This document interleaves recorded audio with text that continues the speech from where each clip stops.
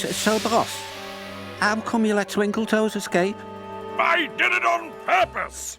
I was testing him to see if he could escape. Did he mean to say that?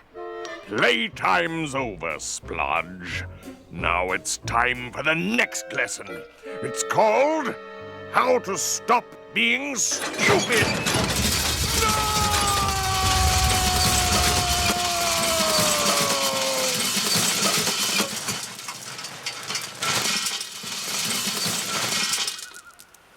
I don't think he meant to do that.